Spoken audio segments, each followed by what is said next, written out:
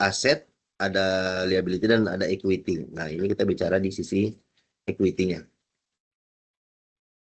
Seperti biasa saya akan mengutip sebuah hadis ya, yang artinya adalah aku adalah pihak ketiga yang memberikan penjagaan, pertolongan, dan keberkahan bagi dua orang yang melakukan syirkah selama satu di antara mereka tidak berkhianat kepada fungsiannya. Apabila di antara mereka ada yang berkhianat, aku akan keluar dari mereka dan tidak memberikan pertolongan, penjagaan, dan keberkahan. Hadis Abu Dawud ya. Jadi ini hadis qudsi bahwasanya Allah menjadi pihak ketiga dari dua orang yang bekerja sama gitu ya. Nah, kaitannya dengan program kita, karena kita sekarang ini membahas tentang laporan perubahan ekuitas. Ekuitas itu adalah modal, nah, artinya ada kerjasama di sini ya, baik dari sisi pemodal maupun dari sisi pengelola. Ini adalah gambaran besar pekerjaan kita, analisis laporan keuangan. Kita sekarang masuk ke laporan ke-7, laporan perubahan modal ya. Ini pembahasan kita, ada definisi, tujuan, komponen, informasi, dan contoh kasusnya. Harapannya teman-teman bisa memahami laporan perubahan modal, komponennya, dan informasi apa yang diberikan dalam laporan tersebut. Contohnya laporan arus kas yang masih. Ini prinsip laporan keuangan ya, mengulang yang sebelumnya juga. Kemudian ini jenis laporan keuangan ya, ada 6 ya. Yang bisa ada 5 sih biasanya. Yang 6 ini tidak terlalu sering, tidak selalu ada ya. Bisa hanya ada 5. Mungkin teman-teman kemarin udah sempat gitu ya, cari di apa namanya tugas kemarin ya. Kemudian, nah ini kita masuk ke statement of change in equity ya, perubahan modal. Nah, ini adalah laporan keuangan yang mencatat perubahan modal ya, yang terjadi pada ekuitas ya, dari pemegang saham suatu perusahaan selama periode tertentu ya, bisa per bulan, bisa per tahun gitu ya. Ekuitas ini adalah bagian hak pemilik dalam perusahaan, itu selisih antara aset dan kewajiban yang ada, dan dengan demikian tidak merupakan ukuran nilai jual perusahaan tersebut. Nah, tujuan laporan ini mungkin lebih kepada orang luar ya, seperti investor atau pengawas keuangan, untuk melihat kesehatan dari keuangan perusahaan. Kalau di ekuitas itu atau modal itu bisa bertambah, dari mana pertamanya dari laba bersih setelah pajak, kemudian penjualan saham atau penjualan saham baru, atau dia bisa berkurang, ya ada pembagian dividen atau kerugian perusahaan gitu ya. Ini adalah laporan perubahan modal. Nah, tujuan dari pelaporan perubahan modal ini yaitu satu, sebagai transparansi keuangan ya. Laporan ini membantu semua pihak yang berkepentingan seperti pemilik dan investor untuk melihat dengan jelas bagaimana uang perusahaan digunakan. Yang kedua, melihat performa perusahaan. Orang bisa melihat apakah perusahaan ini menghasilkan uang atau tidak ya. Nah, dari mana asalnya? Karena kalau kemarin kita bicara income statement, laporan laba rugi, laba bersih itu akan masuk ke ekuitas ya. Jadi kalau di sisi balance sheet itu, laba bersih NPAT itu akan masuk ke ekuitas. Jadi laba ditahan atau return earning. Nah, jadi semakin besar ekuitas, semakin besar profit, maka akan semakin besar juga ekuitas. Jadi ini bisa untuk menilai performa perusahaan. Yang ketiga, membantu membuat keputusan penting ya. Jadi misalnya perlu modal tambahan atau tidak gitu ya. Atau kira-kira kita mau bagi dividen berapa seperti itu. Yang keempat, perencanaan keuangan ke depan ya. Jangka panjang, pengelolaan uang yang lebih baik. Kemudian yang kelima, mau aturan ya. Jadi ada eh, regulasi yang mewajibkan perusahaan membuat laporan ini. Selain dari standar internasional ya, IFRS tadi. Kemudian komponennya, komponen perubahan modal itu kurang lebih ada modal awal ya. Baik modal awal dari modal awal ataupun modal awal dari periode sebelumnya. Jadi misalnya tahun 2022 500 juta equity. Nah, nanti kita lihat di 2023 berapa gitu. Keuntungan dan kerugian lain ya. Jadi kalau keuntungan dia akan menambah ya. Kalau kerugian akan mengurangi seperti itu. Kemudian pengaruh dari kebijakan akuntansi ya. Mungkin ada perbedaan dalam menghitung biaya seperti itu. Sehingga nanti ada perbedaan di laba bersihnya.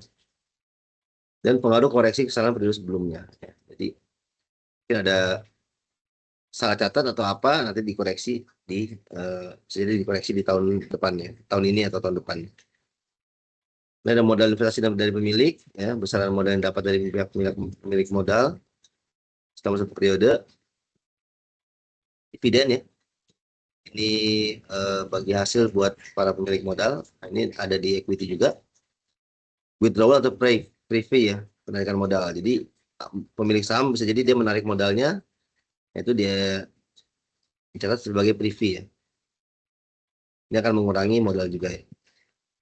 Modal lahir baru nanti setelah dijumlahkan nanti baru didapat modal akhirnya sisa berapa seperti itu. Sampai sini ada pertanyaan teman-teman tentang laporan perubahan modal? Lanjut, Pak. Ya, oke, kita lanjut. Nah, ini ya. Kita tahu ya bahwa modal itu ada di balance sheet ya, di sisi kanan bawah. Contoh misalnya di sini ini ada modal di tahun 2022. Kemudian operasional perusahaan di tahun 2023 ya, laba atau rugi, hasil penjualan saham, pembayaran dividen, pembelian saham treasury, pengaruh perubahan nilai wajar pada aset, efek koreksi sama sebelumnya. Nah, nanti di akhir tahun ya, di 31 Desember 2023, ini dihitung semua nih. Nah, jadi modalnya berapa nih? Ini misal 500, di sini 100, berarti di sini jadi 600 seperti itu. Nah, ini juga ada kepentingan dari laporan pajak si pemilik saham. Jadi kalau di sini, kalau yang merah-merah ini mengurangi modal, yang bintang 2 ini bisa menambah atau mengurangi. Saham treasury ini adalah saham perusahaan yang dibeli kembali oleh perusahaan. Nah, seperti ini. Dan kemudian, nah ini contohnya ya. Misalnya equity perusahaan di tahun 2022 itu sebetulnya 500 juta. Kemudian perusahaan membukukan laba bersih yang dimasukkan sebagai laba ditahan di sini ya. Return earning itu 100 juta misalnya. Terus perusahaan juga menjual sahamnya 75.500.000. Sehingga modalnya berkurang ya. Sahamnya dijual, modalnya berkurang. Kemudian ada pembayaran dividen kepada pemilik modal sebesar 200 juta ya. Dividen berarti mengurangi modal. Dan pembelian saham treasury 300 juta. Ini menambah modal ya. Karena kita membeli saham kita kembali. Nah, jadi totalnya 624.500.000 ya. Ini contohnya. Nah, berarti terjadi peningkatan 124.500.000 selama tahun 2023. Nah, seperti ini ya. Jadi ini yang disebut dengan perubahan ekuitas ya. Dari 500 menjadi 624. Nah, ini kita bisa melihat di sini. Jadi kita bisa dapat informasi bahwa oh kira-kira ini nambah modal dari mana nih? Kita lihat komponennya ya. Oh, yang paling besar dari pembelian saham treasury.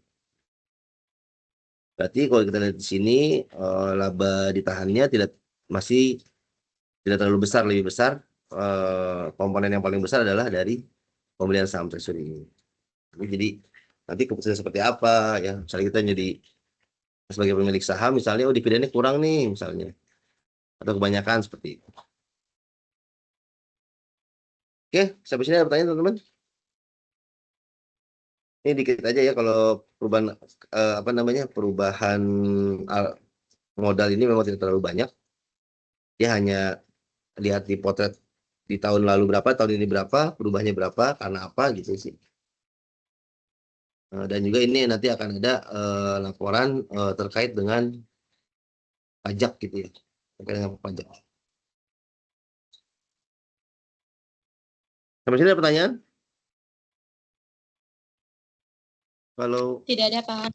Ya, kalau tidak ada, oke. Kalau tidak ada nanti kita break dulu saat asar, nanti kita mulai lanjut aja 3.20 gitu ya, gimana ya? Nanti baru kita masuk ke pertemuan ke-6 tentang laporan arus kas. Itu dulu ya teman-teman ya. Ya baik Pak. Siap, baik Pak. Oke, jangan jangan keluar ya. Ya, maksudnya tetap online aja. Jadi kita lanjut. Baik Pak. Baik, Pak. Baik, Pak.